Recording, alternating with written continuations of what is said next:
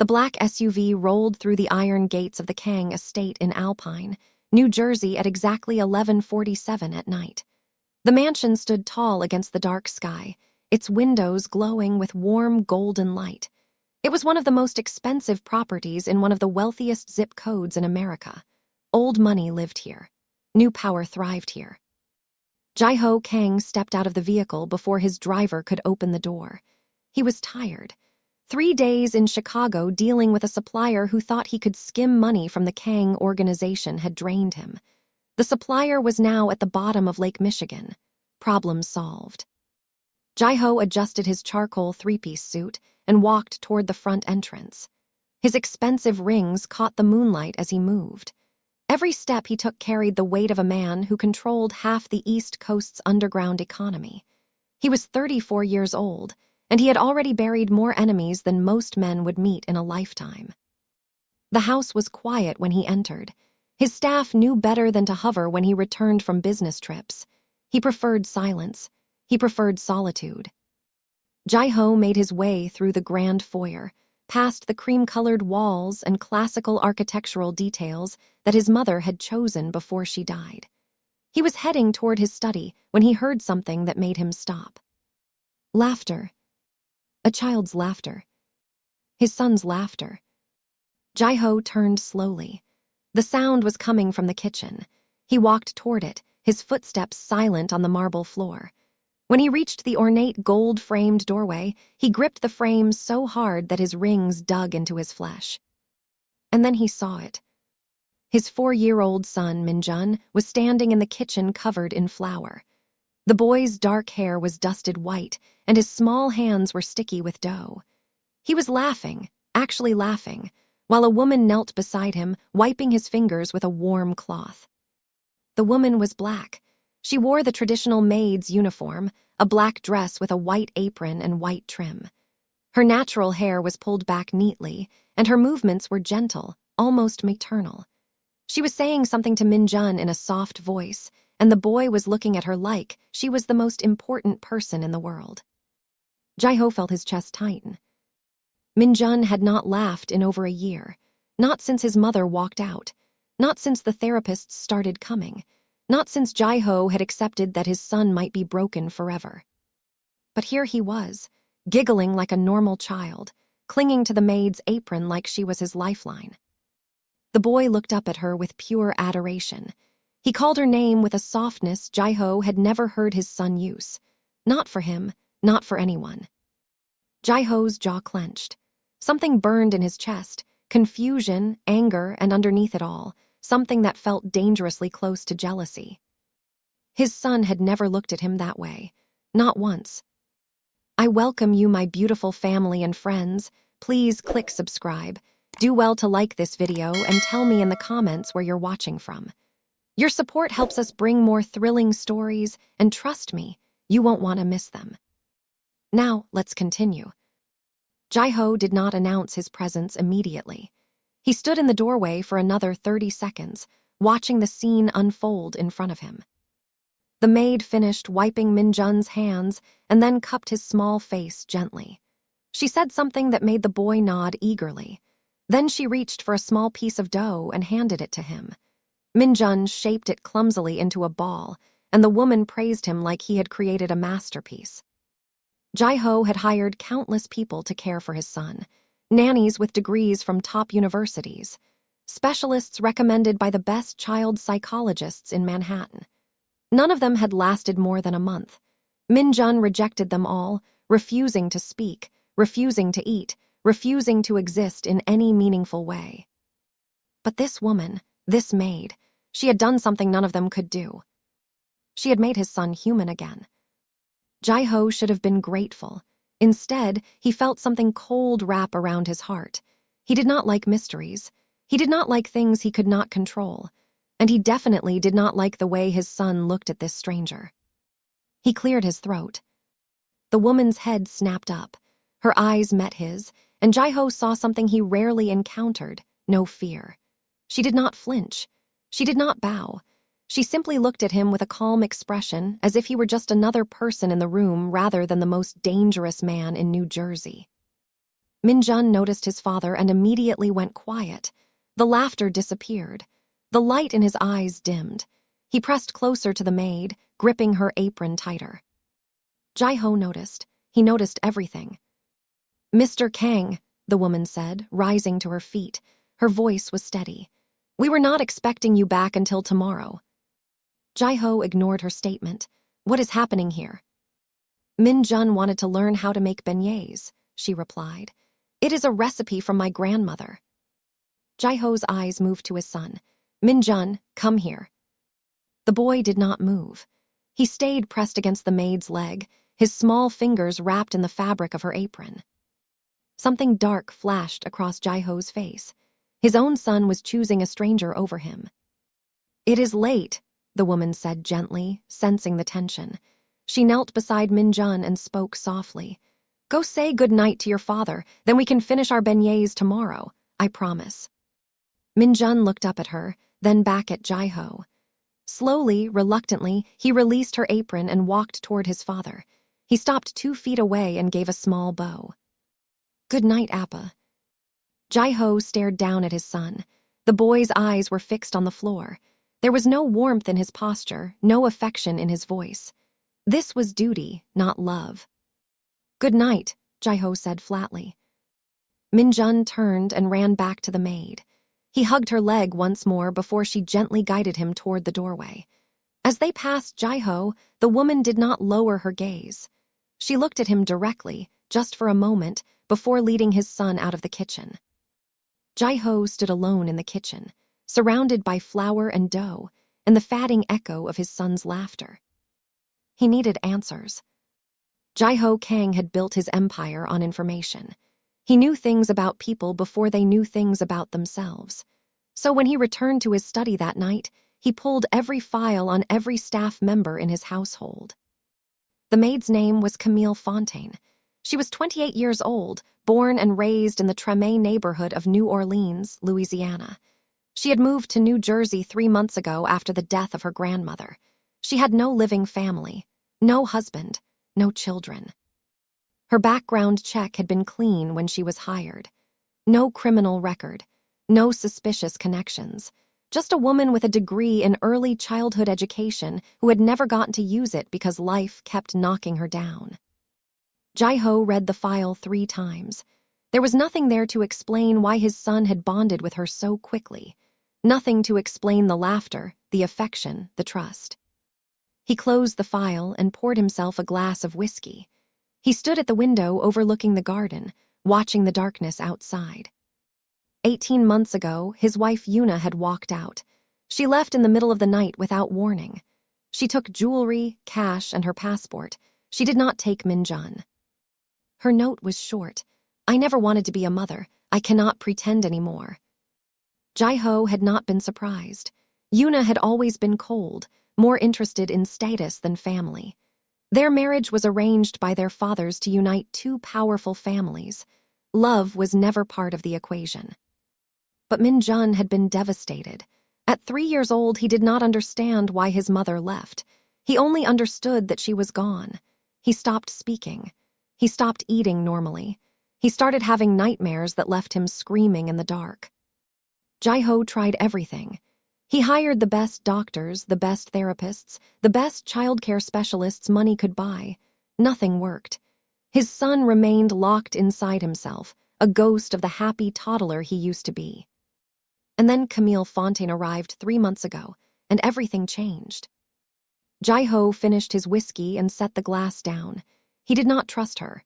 He did not trust anyone, but he also could not deny the evidence in front of his eyes.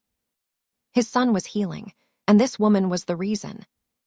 The next morning, Jai-ho summoned his house manager, Mrs. Park, to his study. She was a thin Korean woman in her 60s who had worked for the Kang family for over 30 years.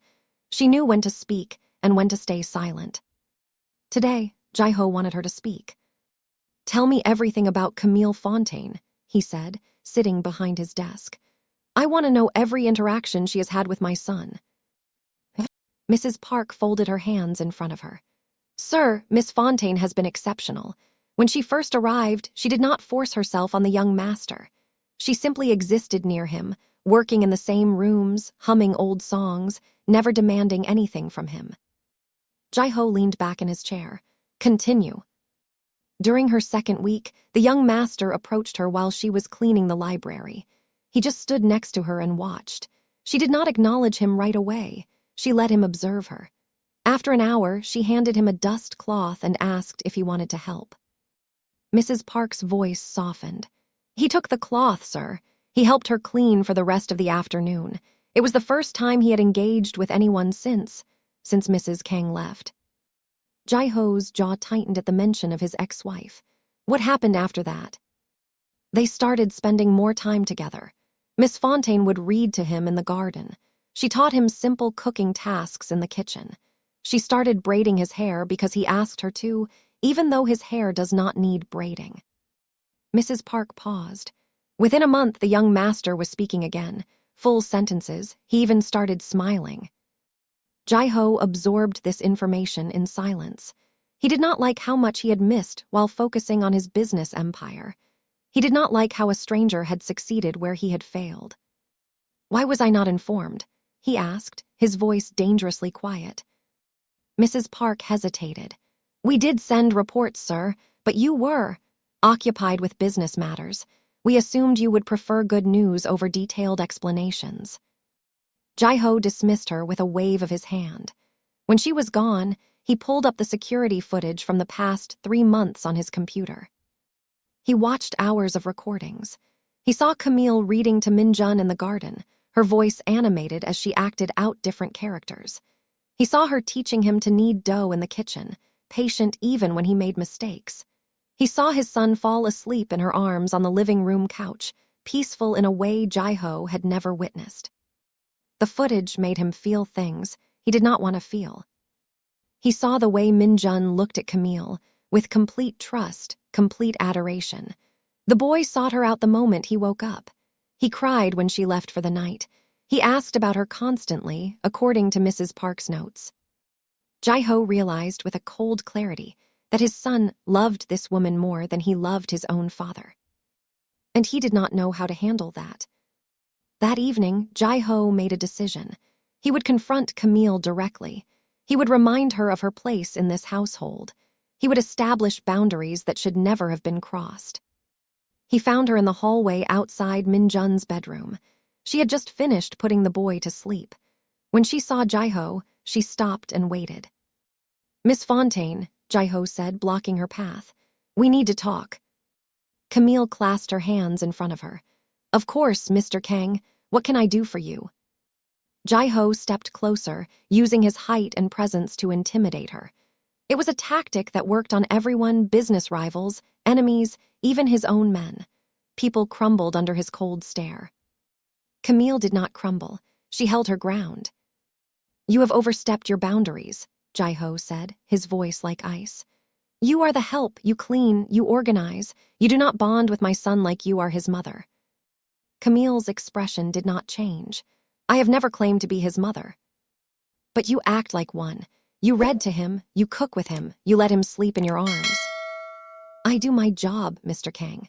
Part of that job includes caring for a child who needs care. Jai-ho's eyes narrowed. You are replaceable. I can have you removed from this house within the hour. For the first time, something flickered in Camille's eyes. But it was not fear. It was defiance. Then remove me, she said quietly. But before you do, ask yourself something. When was the last time your son laughed before I came here? When was the last time he spoke in full sentences? When was the last time he fell asleep peacefully without screaming from nightmares? Jai-ho did not answer. He could not. Camille took a step forward, closing the distance between them. She looked up at him without flinching. Your son needed someone to see him. I saw him. If that is a crime in this house, then fire me. But do not pretend that what I have done is wrong. She stepped around him and walked down the hallway. Her footsteps were steady, unhurried. She did not look back. Jai-ho stood frozen in place. No one had ever spoken to him like that. No one had ever challenged him so directly and walked away unscathed. He should have been furious. He should have called security and had her removed immediately. Instead, he watched her disappear around the corner. and he felt something he had not felt in years. Respect. Jai-ho did not sleep that night. He sat in his study, turning Camille's words over in his mind. She had challenged him in a way no one else dared. She had exposed a truth he did not want to face. He was failing his son. By morning, Jai-ho had made another decision. He would learn everything there was to know about Camille Fontaine. Not just the surface details in her employee file, but the deeper truths. Who was this woman who showed no fear? Where did she come from? What made her the way she was? He called his head of intelligence, a man named Vincent Rhee, and ordered a deep investigation. "I want everything," Jai-ho said. "Her childhood, her education, her relationships, any debt, any secrets, any connections she might have. Leave no stone unturned." Vincent nodded. Timeline: 48 hours. The investigation began immediately. Vincent's team dug into public records, social media archives, and even traveled to New Orleans to interview people who knew Camille. The results came back faster than expected. Camille Fontaine was born in the Treme neighborhood of New Orleans to a teenage mother who died of a drug overdose when Camille was 4 years old. She was raised by her grandmother, Delphine Fontaine, a woman who worked 3 jobs to keep a roof over their heads. Camille excelled in school despite the poverty surrounding her. She earned a scholarship to Louisiana State University and graduated with a degree in early childhood education. She dreamed of opening a daycare center for children in low-income neighborhoods. But life had other plans. During her senior year of college, her grandmother was diagnosed with heart disease. The medical bills piled up. Camille abandoned her career plans and became her grandmother's full-time caretaker. She worked odd jobs, cleaning houses, waitressing, doing whatever she could to pay for medications and doctor visits. It was not enough. 3 years ago, Delphine needed a surgery that could have saved her life. The hospital in New Orleans refused to perform it without payment up front. Insurance would not cover it. Camille tried everything: fundraisers, loans, begging. Nothing worked. Delphine Fontaine died in a rundown apartment, holding her granddaughter's hand. Jai-ho read this section of the report 3 times. He imagined Camille sitting beside her grandmother, watching the life drain from the only family she had ever known. He imagined the helplessness, the grief, the rage at a system that valued money over human life. After her grandmother's death, Camille had nothing left in New Orleans. She sold what little she owned and moved to New Jersey, where a distant acquaintance told her there was work available in wealthy households. She needed stability. She needed to survive. She did not know she was walking into the home of one of the most dangerous men in America. The report also included notes from interviews with Camille's former employers and neighbors. Every single one described her the same way: kind, hardworking, patient. One elderly woman in New Orleans said that Camille had visited her every week to check on her, even when she had nothing to gain from doing so. "That girl has a heart of gold," the woman said. "The world has not been kind to her, but she stays kind anyway. That takes strength." Jai-ho closed the report and stared at the wall. He had expected to find something suspicious: a hidden agenda, a criminal connection, a reason to justify removing her from his home. Instead, he found a woman who had suffered tremendous loss and still chose to show love to a broken little boy. It was 2 o'clock in the morning. Jai-ho was alone in his study, surrounded by darkness. He thought about Camille holding Minjun's hand. He thought about her holding her grandmother's hand as the woman took her last breath. He told himself he did not care. He told himself it changed nothing. But he could not stop thinking about her. A week passed, and Jai-ho found himself watching Camille more than he should. He did not approach her. He did not speak to her beyond basic formalities, but he was aware of her presence in a way that unsettled him. He noticed how she hummed old jazz songs while she worked. He noticed how she always kept her composure, even when other staff members rushed around in chaos. He noticed how she treated everyone with the same respect, whether they were the head of the household or the newest kitchen worker. But Jai-ho did not have time to dwell on these observations. Business demanded his attention. The Yoon syndicate from Los Angeles was making aggressive moves. They had been trying to expand to the East Coast for years, but Jai-ho's organization had always blocked them. Now, they were getting bolder. On a Tuesday night, armed men attacked one of Jai-ho's warehouses in Newark. They killed 2 guards and hospitalized 3 others. They stole a shipment worth over $2 million. Worse, they left a message spray-painted on the warehouse wall. The KANGSRGTTING soft. Jai-ho received the call at midnight. He went into war mode immediately. For the next 2 weeks, he was barely home. He spent his days in meetings with his lieutenants, planning retaliation. He spent his nights on the streets, visiting his operations, reminding everyone that the Kang Empire was still strong. When he did return to the mansion, it was usually after 2 in the morning.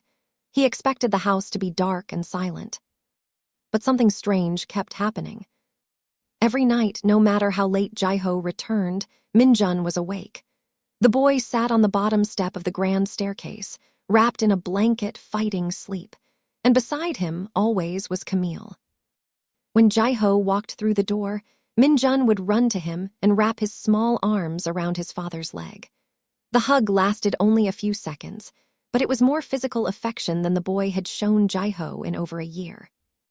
Then Min-jun would return to Camille, take her hand, and let her lead him back upstairs to bed. This happened 6 nights in a row. On the 7th night, Jai-ho stopped Camille before she could leave. "Why do you do this?" he asked, his voice low. Camille turned to face him. Her eyes were tired. Of course they were. She had been staying up until the early hours of the morning every night, but her gaze was steady. "Do what, Mr. Kang?" "Keep him awake to see me. Make sure he is here when I come home." Camille was quiet for a moment. Then she said, "A boy should know his father comes home. Even if his father does not know how to show love, the boy should still feel safe." Jai-ho stared at her. He wanted to say something, to defend himself, to explain that he did love his son, that he just did not know how to express it. But the words would not come. Camille turned and walked up the stairs, her footsteps soft in the quiet house. Jai-ho stood alone in the foyer, her words echoing in his head. Even if his father does not know how to show love. Was that how she saw him? Cold and distant, unable to love his own child. The worst part was that she might be right. The war with the Yoon syndicate continued, but Jai-ho found his thoughts drifting more and more to the woman in his house. He started finding reasons to be home earlier. He told himself it was to spend time with Min-jun, and that was partially true. But he also wanted to see Camille. He wanted to watch her interact with his son. He wanted to hear her voice, her laughter, her gentle corrections when Min-jun misbehaved. He wanted to understand how she had become such an important part of his household in such a short time. One evening, Jai-ho came home at 8 o'clock instead of his usual 2 in the morning. The house was still alive, lights on, sounds of activity from the kitchen. He followed the sounds and found Camille and Min-jun making dinner together. They were preparing jambalaya, another recipe from Camille's grandmother. Min-jun was stirring a pot with intense concentration while Camille supervised, offering encouragement. Jai-ho leaned against the doorframe and watched. Min-jun did not notice him, too focused on his task. "Good job, little man," Camille said, ruffling his hair. "Your grandma Delphine would be proud." Min-jun beamed. "Can Appa eat with us tonight?" Camille glanced toward the doorway and saw Jai-ho standing there. For a moment, their eyes met. Something passed between them, an understanding, a silent negotiation. "I think that is up to your father," Camille said carefully. Min-jun turned and spotted Jai-ho. His face lit up in a way that made Jai-ho's chest ache. "Appa, you are home early. Come eat with us." Jai-ho hesitated. He had not shared a casual family meal in years. His life was business dinners, formal meetings, eating alone in his study while reviewing reports. But his son was looking at him with such hope, and Camille was watching him with an expression that seemed to ask, "Are you going to disappoint him?" "All right," Jai-ho said quietly. "I will eat with you." Minjun cheered and went back to stirring. Camille's lips curved into the smallest smile, the first smile she had ever given Jai-ho. That dinner changed something between them. They sat at the kitchen island instead of the formal dining room. The jambalaya was spicy and rich, flavors that Jai-ho had never experienced before. Minjun talked constantly, telling his father about everything he had learned from Camille, recipes, stories about New Orleans, songs she had taught him. Jai-ho listened. He actually listened, without checking his phone, without thinking about business. He watched his son come alive, and he felt something warm bloom in his chest. After dinner, Minjun insisted that Camille teach Jai-ho the second-line dance. She laughed and tried to refuse, but the boy would not take no for an answer. So there they were, in the kitchen of a mafia mansion in Alpine, New Jersey, a Korean crime boss, a black maid, and a little boy, doing a clumsy version of a New Orleans dance while Minjun clapped and cheered. Jai-ho could not remember the last time he had laughed, but that night he laughed.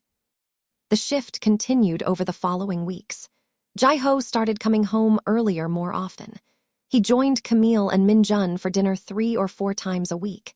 He learned about her grandmother, her childhood in Treme, her dreams of opening a daycare center. In return, he told her things he had never told anyone. He told her about his mother, who died when he was 19, who used to sing Korean lullabies to him when he was a child. He told her about the pressure of inheriting his father's empire, the loneliness of being feared by everyone around him. Camille listened without judgment. She did not try to fix him or change him. She simply heard him. One night, after Minjun was asleep, Jai-ho and Camille sat on the back patio, looking out at the garden. The air was cool, and the stars were bright above them. "Why did you not leave?" Jai-ho asked suddenly. Camille looked at him. "What do you mean?" "After I confronted you that first night, after I threatened to fire you, most people would have quit. Why did you stay?" Camille was quiet for a long moment. Then she said, "Because of Minjun. He needed someone, and I could not walk away from a child who needed me. I know what it feels like to be alone, to have no one. I could not do that to him." Jai-ho absorbed her words. Then he asked more quietly, "Was it only for Minjun? Is that the only reason you stayed?" Camille met his eyes. The air between them felt charged, heavy with unspoken things. "At first," she admitted, "but not anymore." Jai-ho reached over and took her hand. It was impulsive, unplanned, completely unlike him. But when her fingers intertwined with his, it felt right. They sat there in silence, holding hands, watching the stars. Neither of them acknowledged what was happening. Neither of them put words to it, but they both knew. Everything had changed. Jai-ho's right-hand man was named Dorian Cho. He had been with Jai-ho for 12 years, since they were both young men proving themselves in the organization.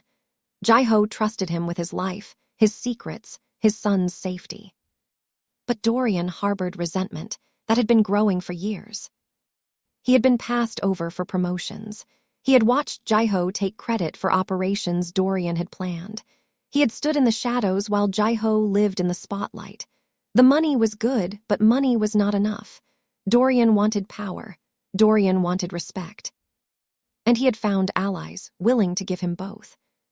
For 6 months, Dorian had been secretly feeding information to the Yoon syndicate. He told them about shipments, about security weaknesses, about Jai-ho's movements. The warehouse attack in Newark, Dorian had provided the blueprints. Now, Dorian saw an opportunity for something even bigger. He had been watching Jai-ho closely. He noticed the changes, the earlier arrivals home, the dinner with the maid. The softening in Jai-ho's, usually cold demeanor. He did surveillance of his own and discovered the truth. Jai-ho Kang, the feared mafia boss, was falling for the help. Dorian brought this information to the Yoon family. He proposed a plan: kidnap the maid, use her as bait to lure Jai-ho into a trap, kill him, take over the Kang Empire with Yoon backing. The Yoons agreed immediately. It happened on a Tuesday afternoon. Jai-ho was in Manhattan, meeting with a lawyer about legitimate business investments. Mrs. Park had the day off. Most of the security staff were positioned at the front gate and the perimeter. No one expected an attack from within. Dorian let the Yoon men into the house through a service entrance. There were 6 of them, armed and masked. Camille was in the kitchen with Minjun, teaching him to make pralines. They were laughing about something. Minjun had gotten sugar in his hair again when the door burst open. The men swarmed in like locusts. Camille's first instinct was to protect Minjun.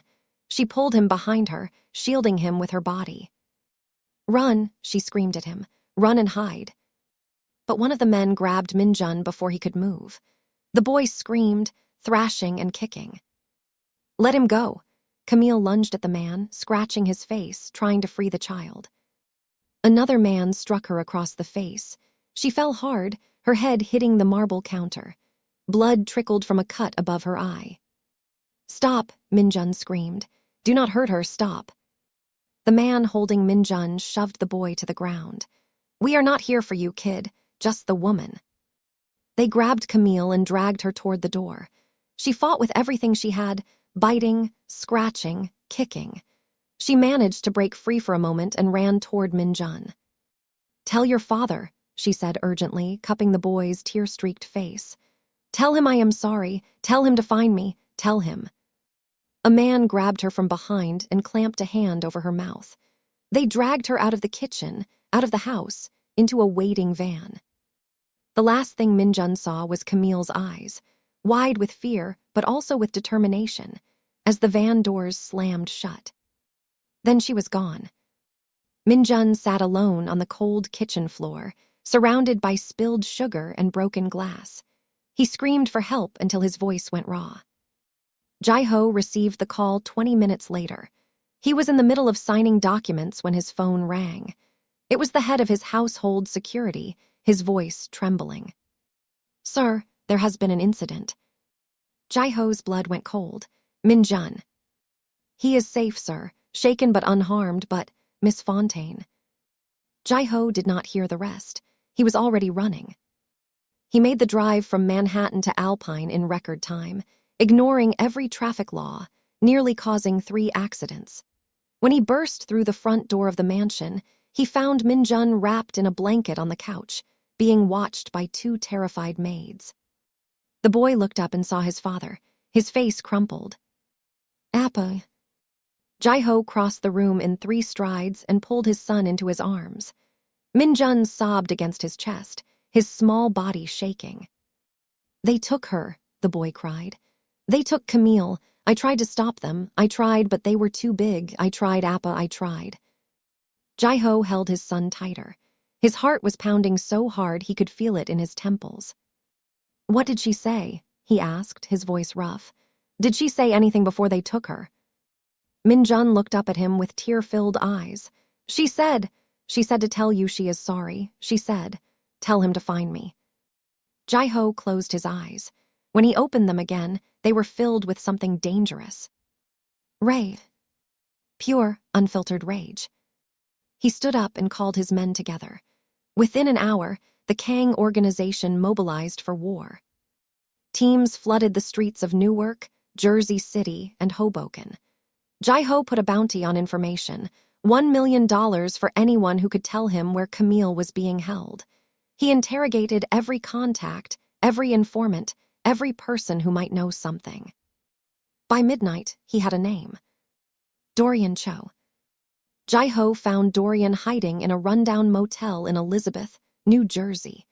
His former right-hand man was packing a bag, preparing to flee the country. Jai-ho kicked down the door himself. He did not bring backup. He wanted to handle this personally. Dorian spun around, gun in hand, but Jai-ho was faster.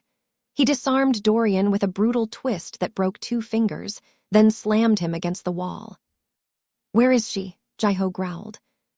Dorian laughed despite the pain. "Look at you, the great Jai-ho Kang losing his mind over a maid, a nobody, a woman who does not even belong in your world." Jai-ho's fist connected with Dorian's face. Blood sprayed across the wall. "Where is she?" Dorian spat blood onto the floor. "She is with the Yoons. Camden, the old Fisher factory by the river, but you are too late. By the time you get there, they will be ready for you.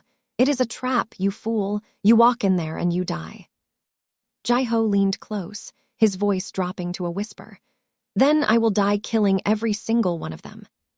He stepped back and looked at the man he had trusted for 12 years. The man who had betrayed him, who had put Camille in danger, who had made his son watch as the woman he loved was dragged away screaming. You said she does not belong in my world, Jai-ho said quietly. You are wrong. She belongs wherever she wants to belong. He pulled his gun. And you belong in the ground. The gunshot echoed through the empty motel. The Fisher factory in Camden had been abandoned for 15 years. It sat by the Delaware River, a hulking skeleton of rusted metal and broken windows. The Yoons had turned it into a temporary base of operations. They were expecting Jai-ho. They had set up positions on every floor, armed men, waiting to cut him down the moment he walked through the door.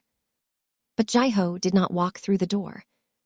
He coordinated a 3-point assault. His best men hit the factory from the north, south, and east simultaneously. Explosions lit up the night sky. Gunfire erupted from every direction. While the Yoons scrambled to respond to the chaos, Jai-ho slipped in through the basement, a service entrance that Dorian had not known about.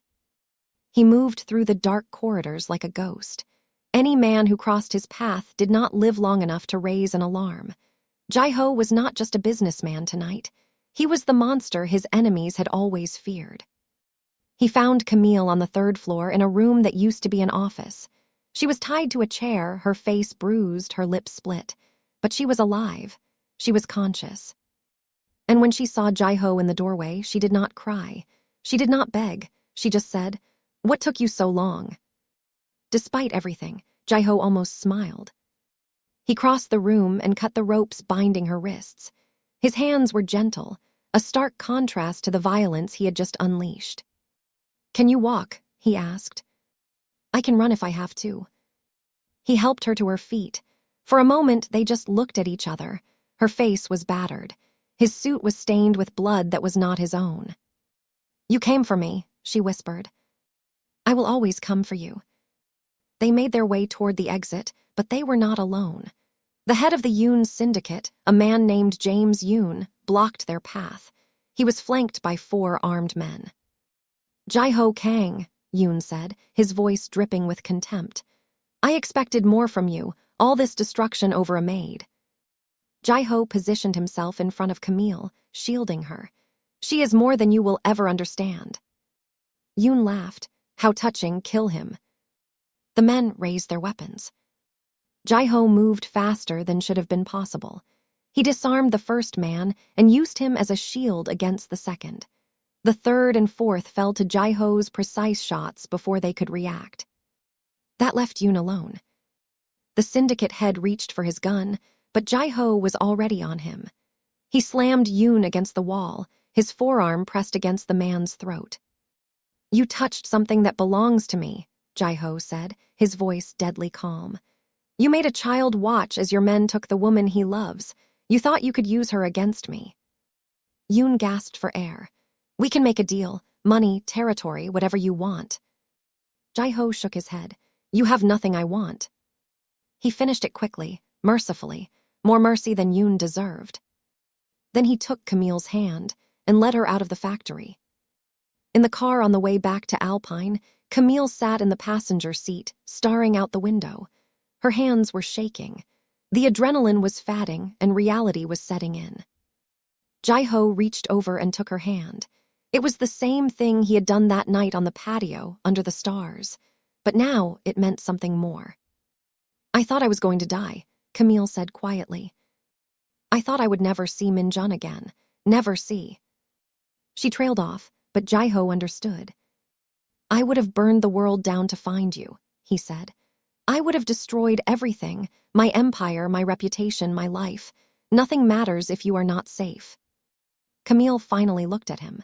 Tears were streaming down her face. "Why?" she asked. "I am just a maid. I am nobody in your world." Jai-ho pulled the car over to the side of the road. He turned to face her, taking both her hands in his. "You are not nobody," he said firmly.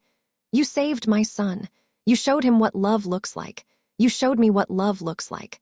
I have spent my entire life building an empire of fear, and you walked in and made me feel something I thought I was incapable of feeling. He lifted one hand and gently wiped the tears from her cheek. I love you, Camille. I do not know when it happened or how, but I love you. And if you will let me, I will spend the rest of my life proving it. Camille's breath caught. For a long moment, she did not speak. Then she leaned forward and kissed him. It was soft and tentative at first, then deeper, more urgent, a release of all the fear and tension and unspoken longing that had been building between them. When they finally pulled apart, Camille rested her forehead against his. Take me home, she whispered. Take me back to our son. Jai-ho started the car and drove into the night. 6 months later, the Kang mansion in Alpine looked different. Not physically, the architecture was the same, the furniture unchanged, but the atmosphere had transformed completely. Laughter echoed through the hallways. Music played in the kitchen. The cold silence that had once defined the household was replaced by warmth and life. It was a Saturday afternoon, and Min-jun was running through the garden, chasing butterflies with his toy net. He was almost 5 now, taller than he had been 6 months ago, healthier, happier than Jai-ho had ever seen him. Camille, Camille, I caught one, the boy shouted. Camille stepped onto the patio, shading her eyes from the sun. Her natural hair was loose around her shoulders, and she wore a flowing summer dress instead of her old maid's uniform. Let me see, little man, she called back. She walked down to meet him, but she moved slower than she used to. Her hand rested gently on her stomach, which was now visibly rounded. 12 weeks pregnant. Min-jun showed her his empty net. It flew away. Then you will catch another one. You are getting better every day. The boy beamed and ran off to continue his hunt. Jai-ho watched from the doorway of the mansion. It was the same doorway where he had first seen Camille with his son, where his world had started to shift. But now his expression was not shock or displeasure. It was peace, it was joy, it was love. He walked across the lawn to join Camille on the patio. When he reached her, he wrapped his arms around her from behind, resting his hands gently on her belly. How are you feeling? He asked, pressing a kiss to her temple. Tired, she admitted, but happy, so happy. They stood together, watching Min-jun dart around the garden. I never thought I could have this, Jai-ho said quietly. A family, a real family. I thought I was too broken, too damaged. Camille turned in his arms to face him. She reached up and touched his face, her fingers tracing his jaw. You were never broken, she said. You just needed someone stubborn enough to show you how to love. Jai-ho smiled, a real smile, the kind that reached his eyes. And stubborn you are. I learned from my grandmother. She always said, Fontaine women do not quit, we fight for what matters. She sounds like she was a remarkable woman. She would have loved you. Camille paused. Well, after giving you a hard time first. Jai-ho laughed. I have no doubt. That evening, the kitchen was full of chaos. Camille was teaching Min-jun how to make gumbo, the same recipe her grandmother had taught her decades ago in New Orleans. The air smelled of spices and rue, and steam rose from the pot on the stove. Jai-ho sat at the kitchen island, watching them work. He was supposed to be reviewing business documents, but his laptop had gone dark from inactivity. Appa, I am stirring, Min-jun announced proudly. Camille says I am the best stirrer in the whole world. I did say that, Camille confirmed, winking at Jai-ho.